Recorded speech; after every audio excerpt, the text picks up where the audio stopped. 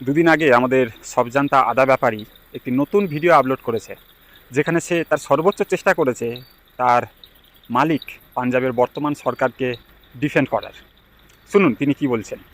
पंजाब में भी paper leak हुआ है। पेपर लीक नहीं हुआ है वहाँ। पहली बात, जिस पेपर लीक को लेकर ये लोग हंगामा मचा रहे हैं वो पेपर लीक का केस है ही नहीं। एक्चुअली में पेपर लीक नहीं हुआ है वहाँ पे, वो एक हाईटेक चीटिंग स्कैंडल है जहाँ पर कुछ लोगों ने चीटिंग करी थी। और এই বিশ্ববিখ্যাত বিজ্ঞানীর মত অনুযায়ী এটা কোনো প্রকার পেপার লিক না, এটা হাইটেক টেকনিক্যাল চিটিং। আরে ওই হাইটেক জিনিসগুলো, ওই ব্লুটুথ স্পিকার, ক্যামেরা, এগুলো পরীক্ষা কেন্দ্রে নিয়ে ঢুকছে কীভাবে? আমাদের হাতের একটা আংটি, একটা বালা নিয়ে প্রবেশ করা যায় না? হাইটেক টেকনিক্যাল জিনিসগুলো কীভাবে নিয়ে সেখানে ঢুকতে পারছে, যদি না সেখানে অথরিটির সাথে সরাসরি যোগাযোগ থাকে? আর শিক্ষা কেন্দ্রে অথরিটিরা কার আন্ডারে কাজ করে? শিক্ষামন্ত্রী তার জন্য দায়ী থাকতে পারে না, তাই তো? হিসাব মতো দেখতে গেলে এ তো পেপার লিকের চেয়েও বড়, মানে বড়সড় ঘটনা। কারণ পেপার লিক হলে সেই পেপারের কোশ্চেন দেখে আপনাকে উত্তরপত্র ঠিক করে রাখতে হবে, সেগুলোকে মাথায় রেখে স্মৃতিশক্তিতে রেখে তারপরে আপনাকে সে পরীক্ষাতে বসতে হবে। কিন্তু হাইটেক চিটিংয়ের ক্ষেত্রে তো আরও অ্যাডভান্স। সেখানে আপনি জাস্ট আপনার প্রশ্নগুলো পাঠাবেন, আর অপরদিকে যিনি বসে আছেন তিনি আপনাকে সঠিক উত্তর একের পর এক দিতে থাকবেন।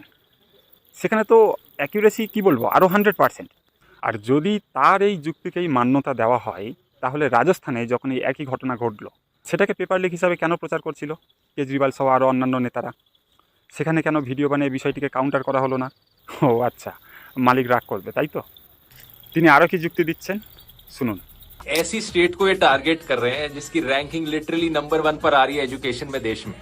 ও আচ্ছা, পাঞ্জাব যেহেতু শিক্ষাক্ষেত্রে নাম্বার 1, সেই জন্য সেখানে পেপার লিক কোনো প্রকার প্রশ্ন করা যাবে না, তাই তো?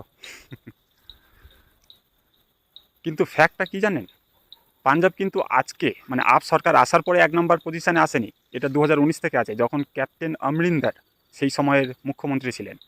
এবং আরও একটা ঘটনা শুনুন, যখন 19-20-তে এই কেন্দ্রীয় সরকারের এই র্যাঙ্ক যখন প্রচার মানে বেরিয়েছিল, তখন কিন্তু এই ভগবান মান, অরবিন্দ কেজরিওয়াল, এনারাই এটাকে ফ্রড বলে হচ্ছে প্রচার করছিল। মানে এই যে র্যাঙ্কিং, এটা ফ্রড বলে প্রচার করছিল।